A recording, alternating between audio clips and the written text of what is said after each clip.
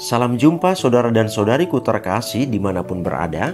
Semoga kita semua dalam keadaan baik dan sehat.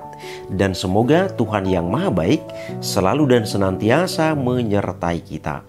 Saudara dan saudariku terkasih, untuk sesi ini saya mau membahas suatu hal yang cukup menarik, yaitu persamaan dan perbedaan antara Paskah Yahudi dan Paskah Kristen.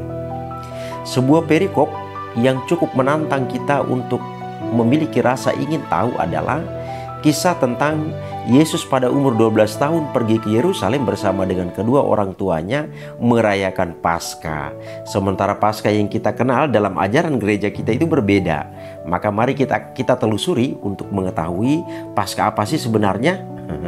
Maka dari judul ini saja saya langsung membuat perbedaan dan persamaan antara Paskah Yahudi dan Paskah Kristen.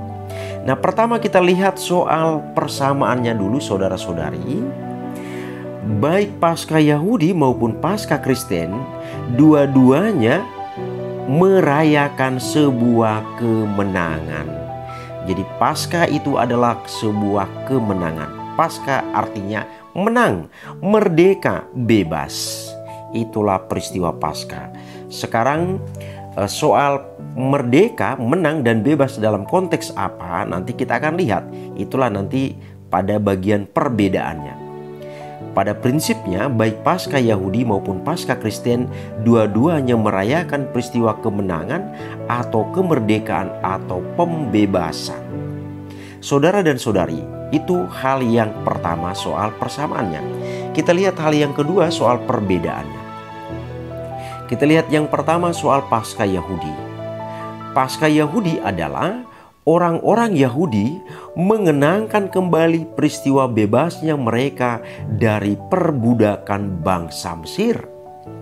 Kita ingat saudara-saudari, dalam kitab suci Perjanjian Lama dikisahkan di sana bahwa Bapak Yakub yang memiliki 12 orang anak, 12 orang anak ini menghuni atau tinggal di Mesir. Dan dari 12 orang anak Yakub ini, pertumbuhan dan perkembangannya begitu cepat, akhirnya menjadi sebuah kelompok besar. Firaun mulai khawatir dengan pertumbuhan perkembangan yang begitu cepat dari keturunan Yakub. Akhirnya Firaun berlaku kasar terhadap keturunan Yakub ini. Tuhan terus memberikan perhatian yang istimewa kepada keturunan Yakub. Akhirnya pada suatu ketika Tuhan memanggil Musa didampingi oleh Harun untuk membawa keluarga Yakub ini keluar dari perbudakan bangsa Mesir. Dan itulah disebut dengan bangsa Israel keluar dari tanah Mesir. Sebelumnya hanya satu keluarga, bertumbuh berkembang menjadi satu kelompok besar, satu bangsa besar. Dan ketika mereka keluar, mereka disebut satu bangsa atau sebuah bangsa. Saudara-saudariku terkasih, jadi bicara tentang Paskah Yahudi, sekali lagi, adalah orang-orang Yahudi mengenangkan peristiwa bebasnya mereka dari perbudakan bangsa Mesir. Kemudian hal yang kedua, kita bicara soal Paskah Kristen. Paskah Kristen adalah orang-orang Kristen merayakan peristiwa kebangkitan Tuhan kita Yesus Kristus. Ini peristiwa yang luar biasa, saudara dan saudari. Dan dalam ajaran iman gereja kita, antara perayaan Natal dan Paskah, perayaan Paskah lah yang paling besar.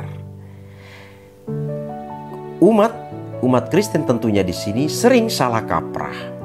Umat Kristen lebih memeriahkan perayaan Natal dibandingkan perayaan Paskah. Padahal Rasul Paulus sendiri berkata, jikalau Yesus dari Nazaret itu tidak wafat dan bangkit, maka sia-sialah iman kepercayaan kita.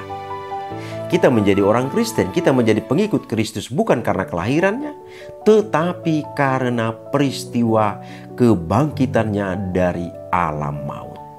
Maka saudara dan saudariku terkasih, ini sebuah ajakan juga bagi kita supaya kita tahu merayakan atau menempatkan kedua perayaan ini sesuai dengan porsinya masing-masing. Jangan kita menghebohkan perayaan Natal dibandingkan perayaan Paskah itu sendiri. Demikian yang dapat saya sampaikan. Terima kasih, Tuhan memberkati.